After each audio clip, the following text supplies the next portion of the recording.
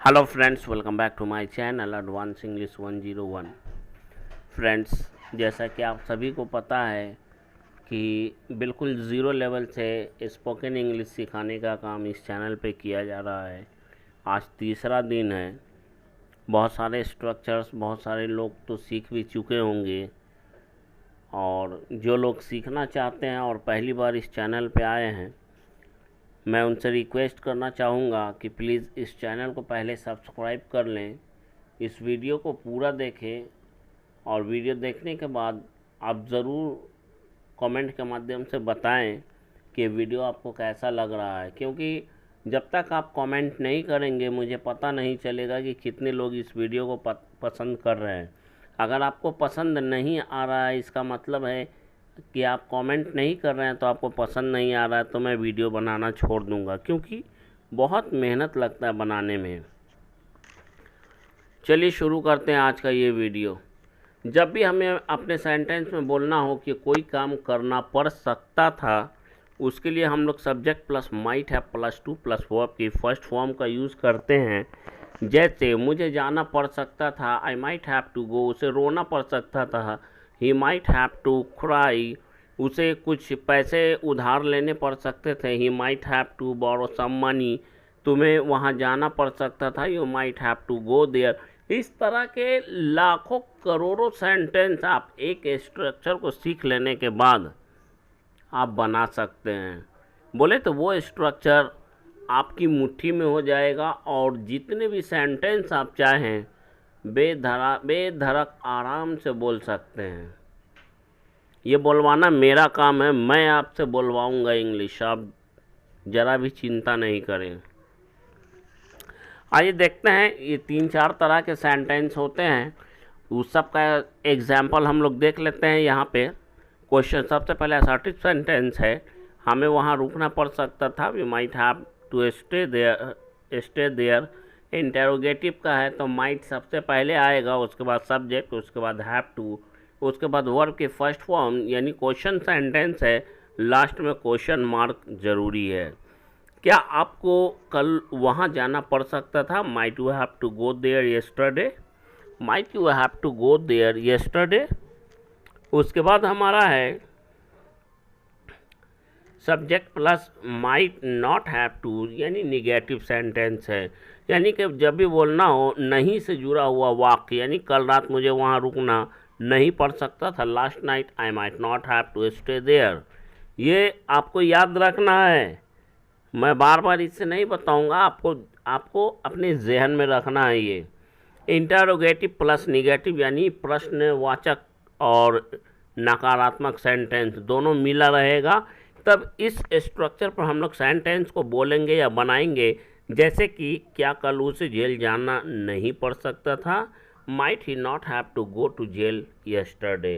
अंग्रेजी बोलना बहुत आसान है मेरे भाई, आज के डेट में लोग इसे हवा बना कर रख दिए कि अंग्रेज़ी बोलना बहुत कठिन है। बहरहाल, तुम्हें उस होटल में रुकना नहीं पड़ सकता था क्योंकि इंतज़ाम ख़राब था, you might not have to stay at that hotel in that hotel because the arrangement was not good there, the arrangement was not good there. क्या तुम्हें उस परीक्षा में बैठना पड़ सकता था, इसके लिए हम लोग कहेंगे might you have to appear in that exam, might you have to appear in that exam. ये क्वेश्चन सेंटेंस है, might you have to appear in that exam. Next sentence है, क्या हमें केस वापस नहीं लेना पड़ सकता था, might we have not to withdraw the case, might we have not to withdraw the case. हाँ, मुझे केस वापस लेना पड़ सकता था क्योंकि वह मुजरिम अनाथ था। Yes, I might have to withdraw the case because that accused was orphan.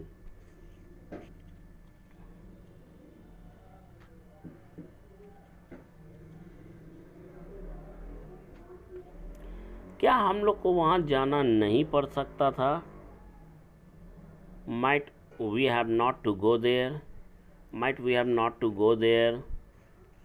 Practice कीजिए, the more you practice the more you become fluent, the more you become able to speak English without any hesitation. So it is important for you to practice more than 5 times or 6 times every day. Next हमारा है, जब भी बोलना हो कोई काम करने में समय लगता है, जैसे मुझे जाने में 2 घंटे लगते हैं, उसे ऑफिस से आने में आधे घंटे लगते हैं, इस काम को करने में 2 हफ्ते लगेंगे या लग जाते हैं, इस तरह के वाक्य को बोलने के लिए ये स्ट्रक्चर है टेक से जो बनता है। आइए देखते हैं, क्या वहाँ जाने में 3 घंटे लगते हैं? इसके लिए हम लोग कहेंगे does it take 2 hours to go there. Does it take 2 hours to go there? नहीं, मुझे वहाँ जाने में 3 घंटे नहीं लगते हैं। No, it doesn't take me 3 hours to go there. Structure को ध्यान से देखिए और सेंटेंस को समझिए और प्रैक्टिस कीजिए, खुद ब खुद आपके दिमाग में ये फिट हो जाएगा। क्या तुम्हें वहाँ जाने में 3 घंटे लगते हैं? नहीं लगते हैं। Doesn't it take you 3 hours to go there. या फिर यूँ कह सकते हैं does it not take you 3 hours to go there. क्या आपकी पत्नी को तैयार होने में 10 मिनट लगता है? Does it take 10 minutes to your wife to get ready. या फिर यूँ बोले does it take your wife 10 minutes to get ready. मरीज़ को यहाँ ठीक होने में 1 सप्ताह से ज़्यादा नहीं लगता है। It doesn't take any patient, यानी किसी भी मरीज को ठीक होने में 1 हफ्ता से ज़्यादा समय नहीं लगता। Doesn't take any patient more than 1 week to get well here. बढ़ते हैं नेक्स्ट स्ट्रक्चर की ओर। जब भी हमें बोलना हो कि कोई काम करना आता है या जानता हूँ, जानती हूँ, जानते हैं कि यह काम कैसे किया जाता है, इस स्ट्रक्चर को जब भी बोलना हो तो जानने के सेंस में ही आपको बताने के लिए बोलना पड़ेगा, यूज़ करना पड़ेगा। वह खाना बनाना जानती है या वह जानती है कि खाना कैसे बनाया जाता है। She knows how to cook food. She knows how to cook food. यहाँ पे नो चेंजेबल होगा अकॉर्डिंग टू टेंस, ध्यान रखेंगे। मैं अंग्रेज़ी बोलना जानता हूँ, I know how to speak English. क्या आपकी पत्नी स्कूटी चलाना जानती है? Does your wife know how to ride scooty.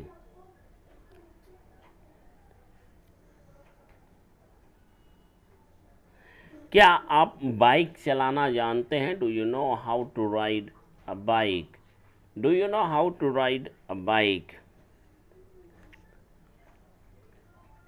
नहीं, मैं बाइक चलाना नहीं जानता हूँ, मुझे तो स्कूटी चलाना आता है। No, I don't know how to ride a bike, I know how to ride scooty.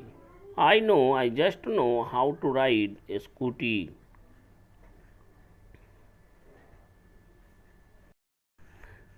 बढ़ता है नेक्स्ट सेंटेंस की ओर।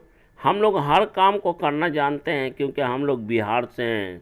We all know how to do work, how to do all work और every work because we are from Bihar. या फिर यूँ कहें we belong to Bihar. और बिहार के लोग को मालूम है and the people of Bihar know that कि मेहनत कैसे किया जाता है, हाउ टू डू या हाउ टू वर्क हार्ड।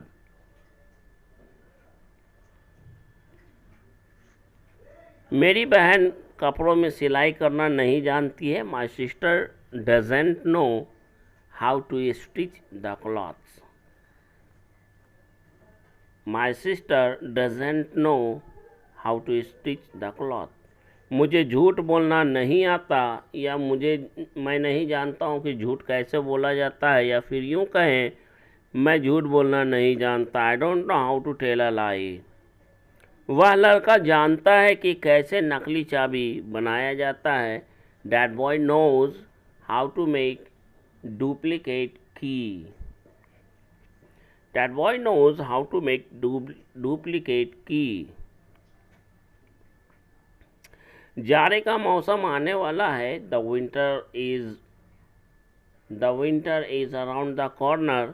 क्या तुम्हें स्वेटर बुनना आता है? Do you know how to knit the sweater? Do you know how to knit the sweater?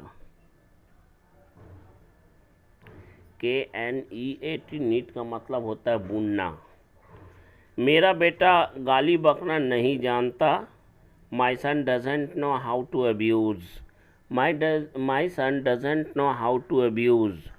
Next हमारा स्ट्रक्चर है नंबर 23। नेक्स्ट स्ट्रक्चर होगा जब भी हमें बोलना हो। यहाँ दो स्ट्रक्चर को मैंने कंबाइन किया है। प्रेजेंट की बात को बताने के लिए नो का according to subject, according to tense know और नोस का यूज़ करेंगे प्रेजेंट के लिए, और न्यू का यूज़ करेंगे पास्ट की बात को बोलने के लिए। जैसे मैं खाना बनाना जानता हूँ, I know how to cook the food. वह खाना बनाना जानती है, she knows how to cook the food. वह खाना बनाना जानती थी, she knew how to cook the food. वह दौड़ना जानती थी, she knew how to run. दो स्ट्रक्चर को हमने कंबाइन किया इसमें। Listen carefully. वह लड़की झूठ बोलना जानती थी, पास्ट की बात है इसलिए सेकंड फॉर्म का यूज़ करेंगे। That girl knew how to tell a lie.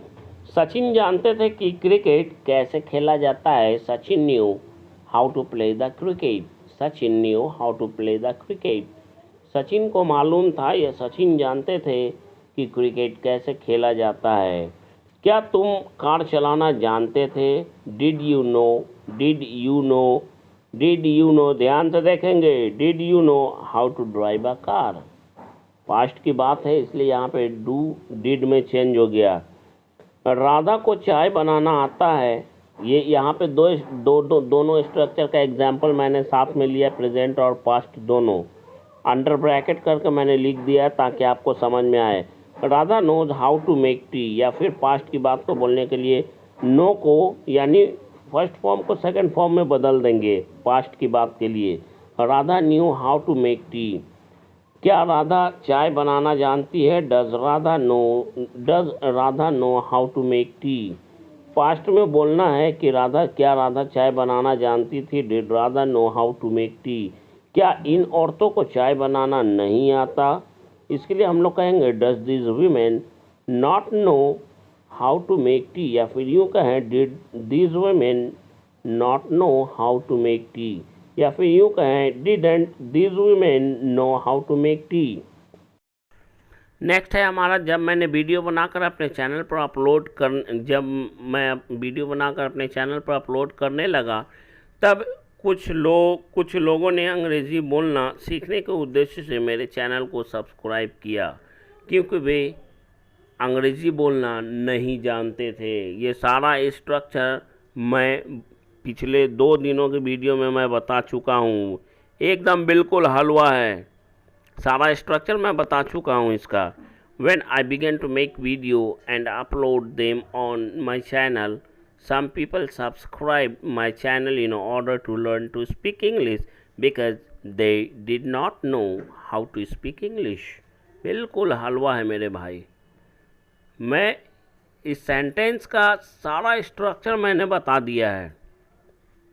वह लड़की नहीं जानती थी, इसके लिए हम लोग कहेंगे that girl did not know कि नदी में कैसे तैरा जाता है। That girl did not know how to swim in the river, that's why she drowned in it या इन द रिवर। क्या तुम पतंग उड़ाना नहीं जानते थे? पास्ट की बात है इसलिए डिडंट से या डिड यू नॉट से शुरू करेंगे। Didn't you know how to fly the kites, या फिर यूँ कहें did you not know how to fly the kites. वे लोग खाना बनाना नहीं जानते थे। They did not know how to cook food, इसलिए उन्हें होटल में खाना खाना पड़ता है। इसके लिए हम लोग सो या दैट्स वाई का यूज़ करेंगे, इसलिए के लिए so they have to eat food in the hotel. Next structure है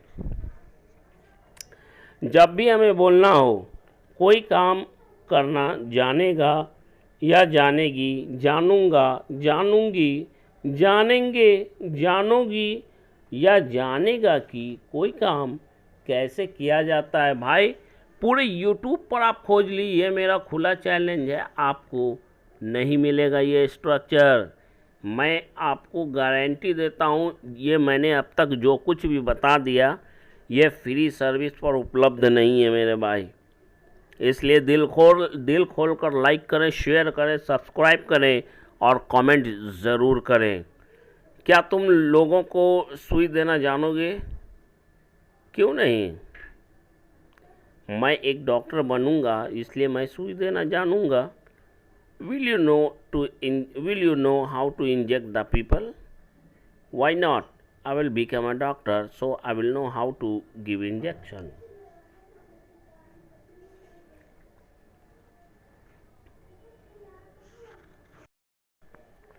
नेक्स्ट सेंटेंस है, कुछ दिनों बाद आप लोग भी अंग्रेज़ी बोलना जान जाएंगे।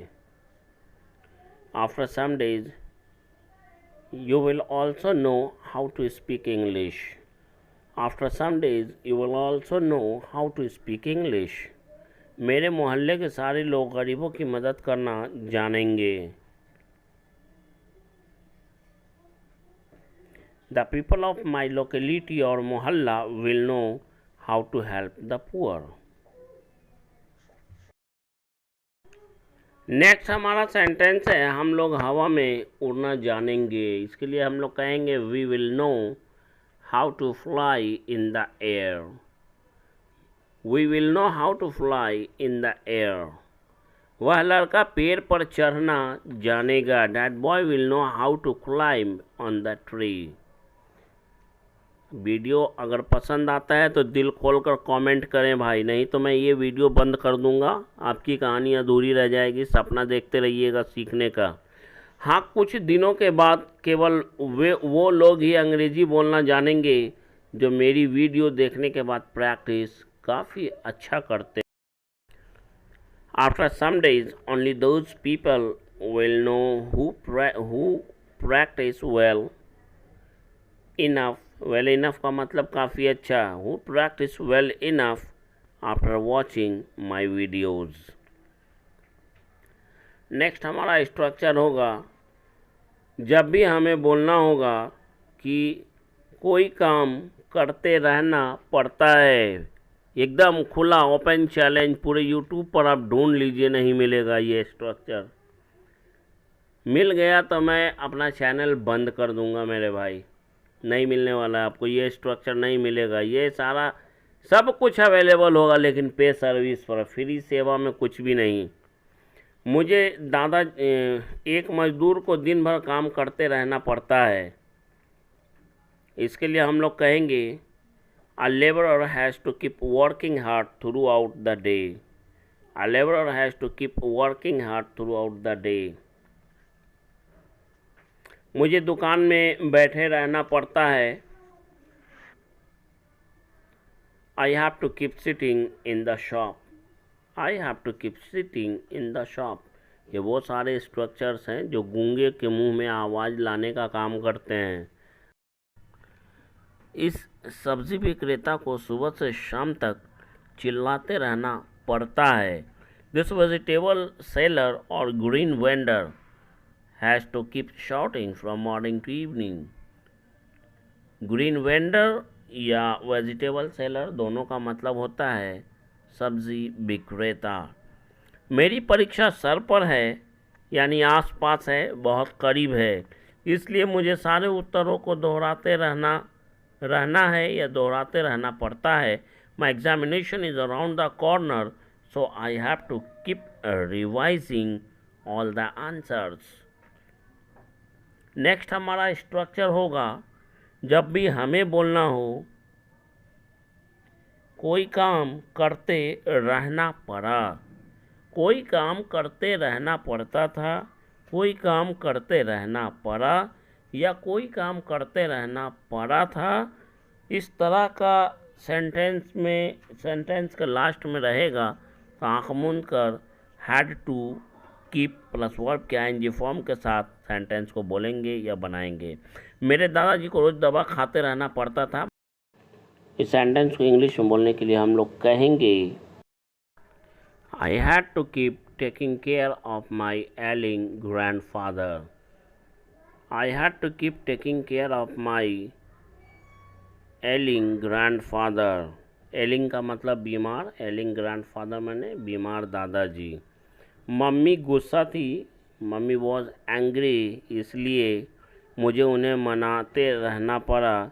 सो I had to keep persuading her, या फिर यूँ कहें मदर वॉज वेरी एंग्री, बहुत गुस्से में थी। So I had to keep bringing her around, इसलिए मुझे उसे मनाते रहना पड़ा। ब्रिंग समवन अराउंड का मतलब होता है किसी गुस्सा हुए आदमी को मनाना। वह मेरा सगा भाई था, he was my own brother, इसलिए मुझे उसका मदद करते रहना पड़ा। So I had to keep helping him.